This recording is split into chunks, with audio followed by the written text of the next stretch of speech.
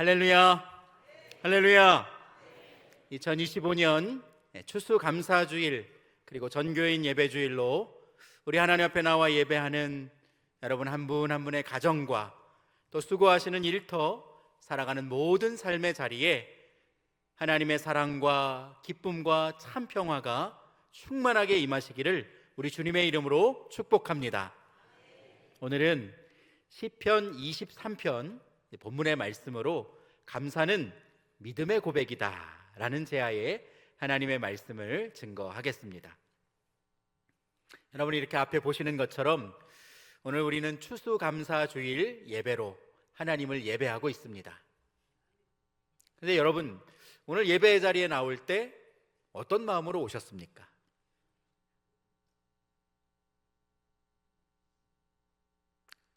오늘도 주일이니까 늘 하던 습관대로 이 자리에 예배드리러 나오셨습니까? 구약 성경에 보면 하나님께서 출애굽한 이스라엘 백성들이 광야로 나왔을 때에 모세를 통해서 율례와 법도를 가르쳐 주시면서 너희는 1년에 3번 내게 절기를 지키라 하고 하나님께서 명령을 하셨습니다. 출애굽기 23장 15절과 16절 말씀이 그것인데요, 너는 무교병의 절기를 지키라. 내가 내게 명령한 대로 아비벌에 정한 때에 1해 동안 무교병을 먹을지니 이는 그 달에 내가 애굽에서 나왔음이라. 빈손으로 내 앞에 나오지 말지니라. 맥추절을 지키라. 이는 내가 수고하여 밭에 뿌린 것의 첫 열매를 거둠이니라. 수장절을 지키라. 이는 내가 수고하여 이룬 것을 연말에 밭에서부터 거두어 저장함이니라. 아멘. 보시는 것처럼 무교절은 애굽에서 나온 것, 출애굽한 것을 기념하는 절기이고, 맥추절은 첫 수확을 거둔 후에 하나님 앞에 감사를 고백하는 절기입니다. 그리고 세 번째 수장절은 연말에 밭에서부터 거둔 여러 가지 수확물을 곳간에 저장하면서 감사로 드리는 절기가 바로 수장절입니다. 이 수장절이 바로 추수감사절의 기원이 되는 절기가 되는 것이죠. 그런데 이 절기를 지킬 때 어떤 마음가짐으로 그리고 어떤 방법으로 지켜야 하는지를 하나님께서 구체적으로 말씀해 주셨다는 겁니다. 그 말씀이 신명기 16장 16절과 17절에 기록되어 있습니다. 우리 화면을 보면서 함께 읽어보실까요? 자, 시작. 너희 가운데 모든 남자는 1년에 3번 곧 무교절과 칠칠절과 초막절에 내 하나님 여호와께서 택하신 곳에서 여호와를 배웁되 빈손으로 여호와를 배웁지 말고 각 사람이 내 하나님 여호와께서 주신 복을 따라 그 힘대로 드릴지니라. 아멘. 이 신명기 말씀에서는 맥추절을 칠칠절로 그리고 수장절을 초막절로 부르고 있습니다. 같은 절기인데 다른 관점에서 해석한 절기입니다. 너희는 이렇게 1년에 3번 절기를 지키러 나올 때에 어떻게 해야 하느냐? 먼저 택하신 곳에서, 하나님께서 정해두신 곳에서 너희가 절기를 지켜야 한다라고 말씀하고 있습니다. 두 번째는 빈손으로 여호와를 배웁지 말아야 한다라고 말씀하고 있고, 마지막 세 번째는 여호와께서 너에게 주신 복을 따라 그 힘대로 하나님 앞에 감사하라고 말하고 있습니다. 정하신 곳에서 빈손으로 나오지 말고 하나님께서 주신 복을 따라 그 힘대로 드리는 것이 바로 절기를 지키는 방법이었습니다. 오늘 우리는 하나님께서 구별하신 경주중앙교회 이 예배당에 와서 한 해 동안 나에게 주신 은혜를 기억하고 이렇게 풍성한 곡식과 열매를 하나님 앞에 드리면서 감사로 예배하고 있습니다. 바라기는 오늘 예배하는 여러분 모두가 이렇게 보이는 열매뿐만이 아니라 여러분의 마음과 헌신을 담은 여러분의 삶의 고백을 하나님 앞에 기쁨의 열매로 힘써 드릴 수 있는 복된 예배자가 되시기를 주님의 이름으로 축복합니다. 그런데 올 한 해를 우리가 이렇게 되돌아보면 여러분들 가운데에 어떤 분들은 감사한 일보다 실망스럽고 낙심되었던 그런 순간들이 더 많이 있었던 분들이 계실 겁니다. 누군가는 갑자기 찾아온 질병과 그리고 인생의 무게들, 결정되지 않는 내 미래로 인해서 지금 이 순간에도 여전히 마음이 불안하고 또 두려운 마음으로 가득한 분들도 계실 겁니다. 우리가 이렇게 한자리에 모여서 함께 예배드리고 있지만 살아가는 삶의 자리와 환경이 다르고 우리 각자의 신앙과 경험이 다르기 때문에 우리의 감사의 고백도 저마다 다를 수밖에 없는 겁니다. 하지만 오늘 우리가 읽은 이 본문의 말씀을 보면 자신의 형편과 상황에 관계없이 하나님을 바라보았던 한 사람의 고백이 기록되어 있습니다. 그 사람은 바로 다윗입니다. 다윗이 기록한 오늘 본문 시편 23편은 우리에게 잘 알려진 시입니다.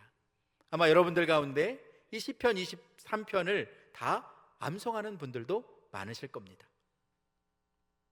이 시가 언제 쓰여졌는지 성경이 정확하게 기록하고 있지 않기 때문에 우리가 그 기록 시기를 알 수는 없지만 시편 23편의 본문 말씀 중에 4절과 5절 말씀에 보면 사망의 음침한 골짜기라는 단어와 원수들이라는 단어를 다윗이 언급하고 있는 것을 보면 다윗이 광야의 도망자 신세가 되어서 그가 인생의 풍파를 경험하고 있을 때에 이 시를 썼다는 것에 주경학자들은 모두 다 입을 모으고 있습니다.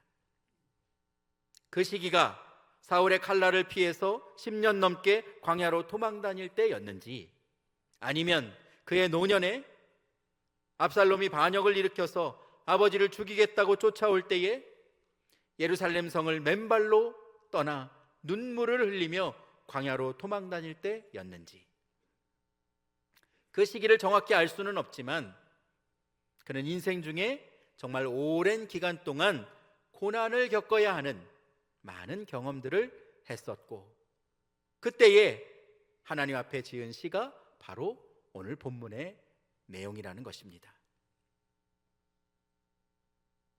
오늘 우리가 읽은 본문의 말씀은 이렇게 절망적인 상황에서 다윗이 하나님을 기억하며 고백한 시입니다.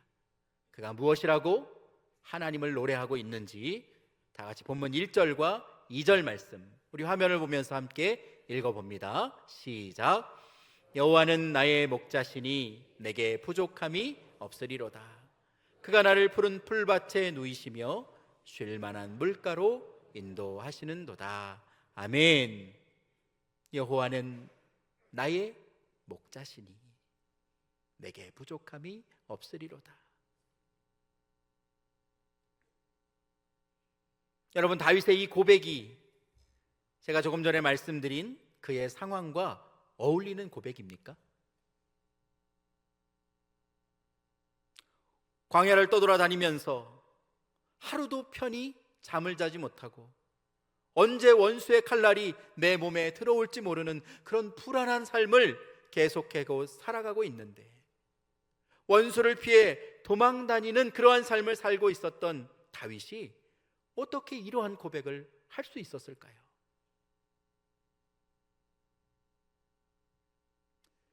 성경 원문을 보면 오늘 이 본문의 시제는 미래형으로 되어 있습니다. 무슨 말이냐?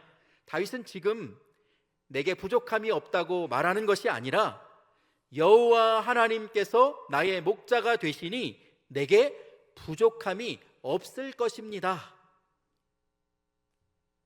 나의 목자가 되시는 하나님께서 나를 푸른 풀밭에 누이실 것이고 쉴 만한 물가로 인도해 주실 것입니다. 지금 다윗은 하나님께서 하실 일들을 그 마음으로 기대하면서 이루어지지 않은 일들을 믿음의 고백으로 선포하고 있는 겁니다. 그는 이스라엘의 왕으로 사무엘에게 기름을 부음 받기 전에 베들레헴에서 목동으로 양을 치는 일을 했었습니다. 들판에서 양떼를 돌보다 보면 종종 사자나 곰이 와서 양들의 새끼를 물어가곤 했었는데 다윗은 그 맹수를 쫓아가서 그 입을 벌려서 양의 새끼를 꺼내왔고 그것이 자신을 해하려고 하면 그 수염을 잡고 내리쳐서 죽였다라고 성경을 기록하고 있습니다. 그래서 다윗은 골리앗 앞에 나아갔을 때에 이렇게 고백합니다. 하나님께서 사자와 곰의 발톱에서도 나를 지키셨으니 이 블레셋 사람의 손에서도, 골리앗을 말하는 것이죠, 이 블레셋 사람의 손에서도 나를 건져내실 것입니다 라고 다윗은 고백하고 있습니다. 내가 힘이 있고 능력이 있어서 이 양떼를 돌보고 지킨 것이 아니라 그는 하나님께서 나를 맹수로부터 지켜주셨노라고 고백하고 있는 겁니다. 다윗은 이미 목동일 때부터 목자이신 하나님을 경험했습니다.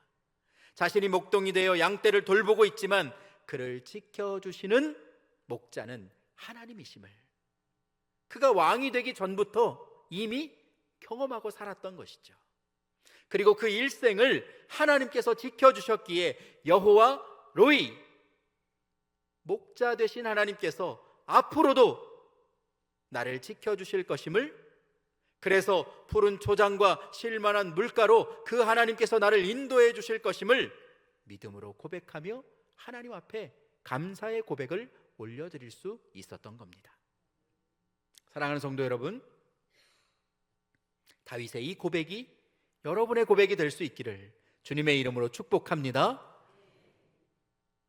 지금 내 상황과 내 형편을 바라보면 너무나 아쉬운 것이 많고 답답한 상황에 둘러싸여 있을지 모르겠습니다. 남들은 다 잘 되는 것 같은데 왜 나만 이렇게 외롭냐고, 몸이 아프고 왜 이렇게 연약해야 되냐고, 왜 이렇게 나는 부족한 것 투성이냐고 하나님 앞에 원망하고 불평하는 마음이 들 수도 있습니다. 그러나 여러분, 다윗이 이 고백을 할 수 있었던 것은 지금 자신이 처한 환경이 아니라 하나님께서 그를 인도하실 미래를 바라보았기 때문입니다. 그는 하나님이 어떤 분이신지를 그의 삶을 통해서 경험적으로 알았고 그 하나님을 바라보는 믿음이 있었습니다. 하나님은 나에게 이런 분이시지, 하나님은 나에게 목자가 되어주시는 분이시지, 나를 끝까지 지켜주시는 분이시지. 그 고백을 가지고 하나님을 찬양할 수 있었던 것이죠. 여러분, 그래서 우리는 하나님을 경험해야 합니다. 성경에 기록된 하나님을 우리가 아는 것도 중요하지만 내 삶의 자리에 찾아와 주셔서 나를 만나 주시고 나를 위로해 주시고 나를 일으켜 주시고 깨닫게 하시는 그 하나님 아버지를 내가 생생하게 경험하는 그런 신앙을 우리가 세워갈 수 있어야 한다는 것입니다. 사랑하는 여러분, 하나님을 더욱 알아가는 여러분들 되시기를 축복합니다. 저를 한번 따라해 보실까요? 하나님이 나의 목자 되십니다. 가슴에 손을 얹고 고백합니다. 하나님이 나의 목자 되십니다. 그래서 나는 부족함이 없습니다. 그래서 나는 부족함이 없습니다. 여러분 믿으십니까? 하나님이 나의 목자 되십니다. 그래서 나는 부족함이 없습니다. 오늘 추수감사주일 감사의 예배를 올려드리는 여러분의 마음 가운데 다윗의 이 믿음의 고백으로 충만하게 채워질 수 있기를 주님의 이름으로 축복합니다. 이어지는 본문 3절 말씀에는 하나님께서 다윗에게 왜 부족함이 없는 하나님의 복을, 하나님의 은혜를 부어주시는지를 다윗은 분명하게 고백하고 있습니다. 3절 말씀 함께 읽어봅니다. 시작. 내 영혼을 소생시키시고 자기 이름을 위하여 의의 길로 인도하시는도다. 아멘. 하나님께서 우리의 목자가 되어주시고 우리의 영혼을 다시금 소생시켜 주시는 그 이유가 자기의 이름을 위하여, 즉 하나님의 이름을 위해서라고 다윗은 고백합니다. 다윗은 하나님의 부르심을 받고 기름 부음을 받은 사람입니다. 그리고 하나님께서 그와 언약을 맺어 주셨습니다. 내가 너를 왕으로 세울 것이고 너를 통하여서 내 자손 만대가 번성하고 이 나라가 하나님의 나라가 될 것이라고 하나님께서 다윗에게 약속해 주셨습니다. 다윗은 자신과 하나님이 맺은 그 언약을 변함없이 신실하게 이루어 가실 하나님의 신실함으로 인해서 하나님은 나를 떠나지 않으시고 하나님께서 약속하신 그 언약을 반드시 지키시는 분, 이루시는 분, 그래서 마침내 의의 길로, 가장 좋은 길로 인도하실 것을 다윗은 믿었다는 것입니다. 그러면서 이렇게 고백합니다. 이어지는 4절 말씀도 함께 읽어봅니다. 시작. 내가 사망의 음침한 골짜기로 다닐지라도 해를 두려워하지 않을 것은 주께서 나와 함께 하심이라. 주의 지팡이와 막대기가 나를 안위하시나이다. 아멘. 오늘 이 추수감사주일 말씀을 준비하면서 성경의 원문을 여러 번 들여다보게 되었는데, 이 본문 말씀 가운데 주께서 나와 함께하다, 나와 함께하다라고 번역된 히브리어 단어는 임마디입니다.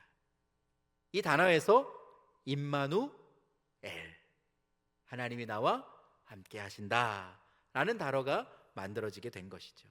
그래서 이 임마디는 곁에, 가까이, 더불어 이런 뜻을 가지고 있는 단어입니다. 그러므로 다윗은 하나님께서 항상 내 곁에서 나와 가까이, 나와 함께 하시는 분임을 그가 고백할 수 있었고, 자신과 더불어서 하나님께서 싸워주실 것을 그는 믿고 있었습니다. 그래서 다윗은 주의 지팡이가 나를 보호해 주시고, 내가 잘못된 길로 갈 때는 막대기를 들어서 나를 징계하시는 하나님, 인생 채찍으로 나를 돌이켜 돌아오게 하시는 하나님이심을 그가 고백할 수 있었던 겁니다. 여러분, 믿음의 진가는 위기와 고난 속에서 드러나게 됩니다. 우리가 평안한 삶을 살 때는 믿음을 지키고 또 하나님께서 복 주실 때 감사하는 것은 어쩌면 모두가 다 할 수 있는 일이죠. 하지만 내가 곤고하고 궁핍할 때, 내가 고통 가운데 있을 때, 환난 가운데 있을 때 우리가 감사하고 찬양하는 것은 정말 어려운 일입니다. 왜냐? 내 눈앞에 닥친 그 문제와 고난으로 인해서 내 모든 시선이 가려지기 때문입니다. 지금 내가 겪고 있는 이 고통으로 인해서 아무것도 보이지 않는 것이죠. 그러나 여러분, 우리는 그 상황에서도 믿음의 눈을 들 수 있어야 합니다. 하나님은 내가 고통 중에 있을 때도 어디에 계십니까? 나와 함께 하십니다. 하나님은 나와 함께 하십니다. 저를 따라서 고백해 보실까요? 하나님은 언제나 나와 함께 하십니다. 내가 고통 중에 있다고, 내가 눈물 흘리고 있다고 하나님이 나를 떠나십니까?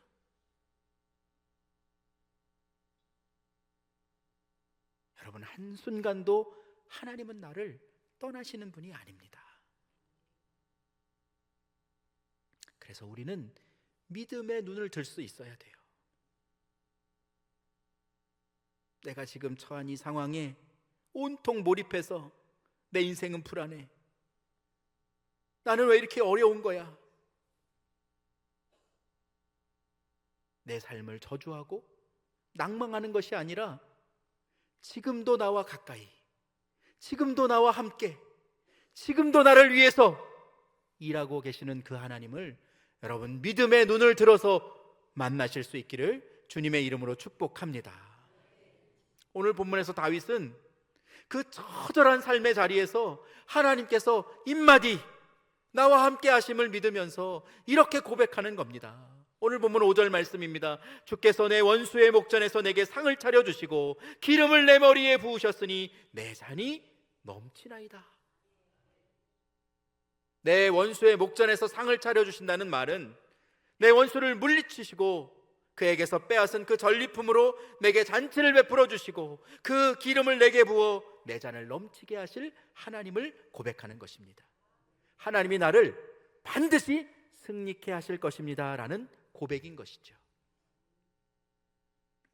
사망의 골짜기에서도 하나님이 나와 함께 하시면 그곳에 하나님 나라가 임하게 될 줄로 믿습니다.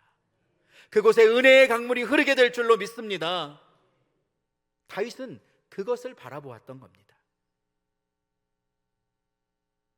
성경에 보면 하나님은 우리에게 복 주시는 하나님이라고 말씀하고 있는데 하나님은 왜 나에게만 복을 안 주시는지 고민하는 분들이 계십니까? 분명한 사실은 지금 이 순간에도 아도나이 인마디 하나님께서 여러분과 함께 하실 줄로 믿습니다. 나와 함께 하시는 하나님이십니다. 그것이 우리가 예수님을 믿고 하나님의 자녀가 되어서 받게 된 가장 큰 복입니다. 하나님이 지금 이 시간에도 지금 이 순간에도 나와 함께 하시는 것, 그게 우리가 예수님 믿고 받은 가장 큰 복입니다. 여러 사람 중에 한 사람이 아니라 하나님이 나를 지금 눈동자와 같이 지키고 계시고 내 눈물을 아시고 내 마음의 고통을 아시고 내 상황을 아시고 내 형편을 아셔서 나를 위로해 주시고 나를 일으켜 주시고 나를 붙잡아 주시고 나를 사랑한다 말씀해 주시는 하나님이 바로 우리가 믿음으로 고백하는 하나님인 것을, 그 하나님께서 여러분에게 반드시 승리의 잔을 부어주실 것을 여러분 고백하고 살아가시기를 축복합니다. 마지막으로 오늘 본문에서 다윗은 자신의 생각의 한계를 뛰어넘는 진짜 놀라운 고백을 하고 있습니다. 오늘 보면 6절 말씀입니다. 오늘 요절 말씀이기도 하고 우리 함께 이 말씀 읽어볼까요? 자, 시작. 내 평생의 선하심과 인자하심이 반드시 나를 따르리니 내가 여호와의 집에 영원히 살리로다. 아멘.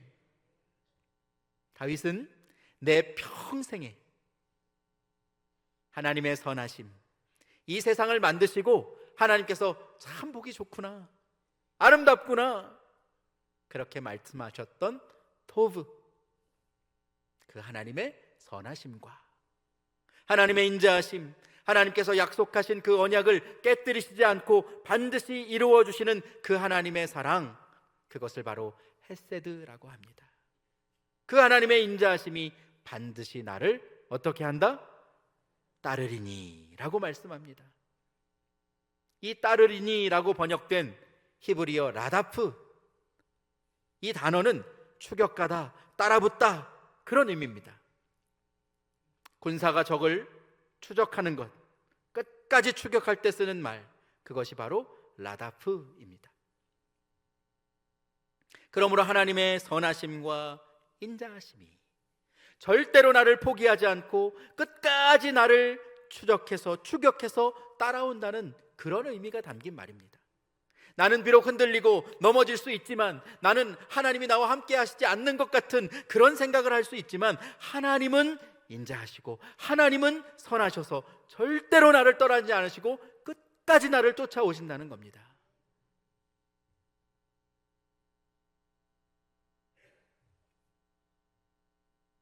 그리고 다윗의 이 고백은 현재의 구원으로 끝나지 않고 미래의 영광을 선포하고 있습니다.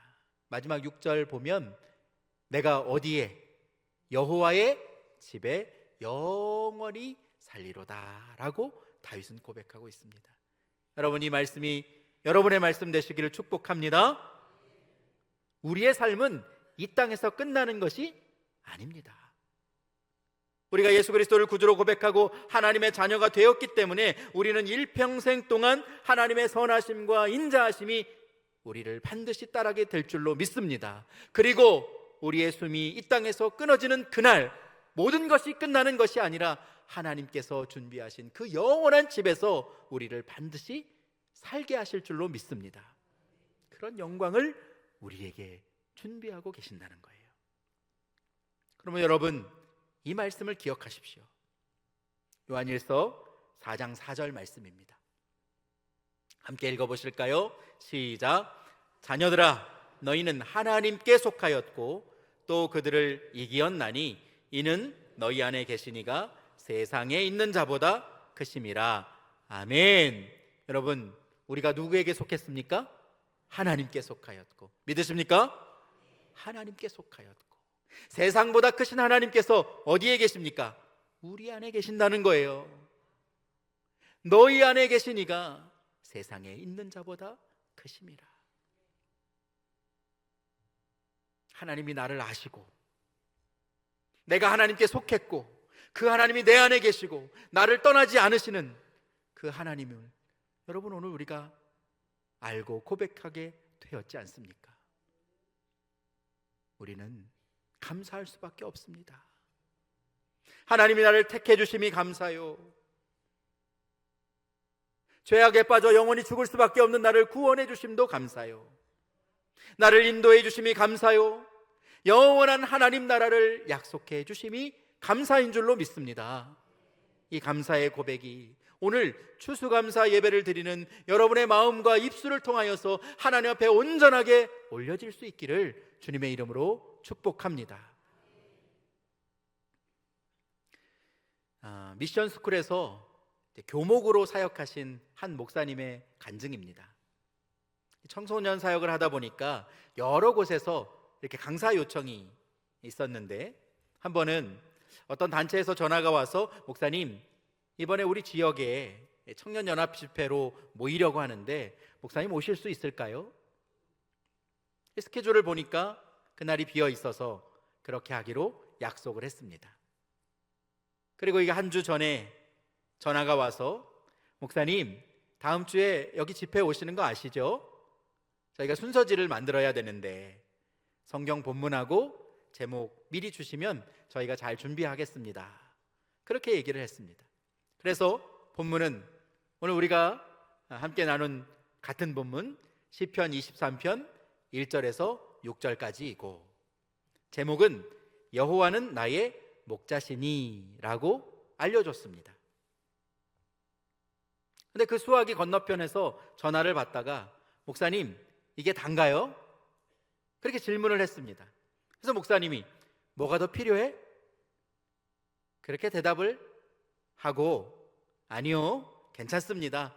이렇게 통화를 잘 마쳤습니다.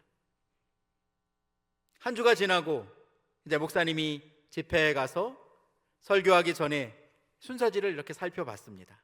그런데 설교 제목에 이렇게 써 있더랍니다. 같이 읽어보실까요? 여호와는 나의 목자시니 뭐가 더 필요해?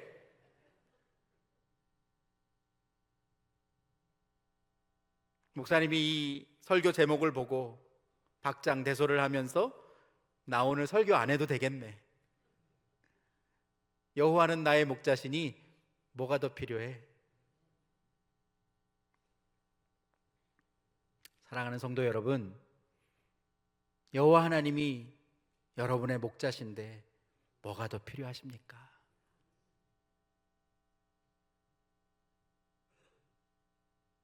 오늘 다윗의 이 고백을 기억하시기 바랍니다. 여호와는 나의 목자시니 내게 부족함이 없으리로다. 지금 내 상황과 형편은 그렇지 않지만 하나님께서 나를 지켜주시고 나와 함께 계시고 내 목자가 되어주시니 나는 부족함이 없습니다. 그 하나님께서 나를 끝까지 추적해서 나를 도와주시고 나와 함께 해주실 줄 믿습니다. 그리고 영원한 하나님 나라를 내게 유업으로 주실 줄 믿습니다. 이 고백을 가지고 오늘 추수감사 예배를 드리는 여러분의 마음 가운데 감사와 찬송과 영광을 마음껏 하나님 앞에 올려드릴 수 있는 여러분의 귀한 믿음과 신앙 되시기를 주님의 이름으로 축복합니다.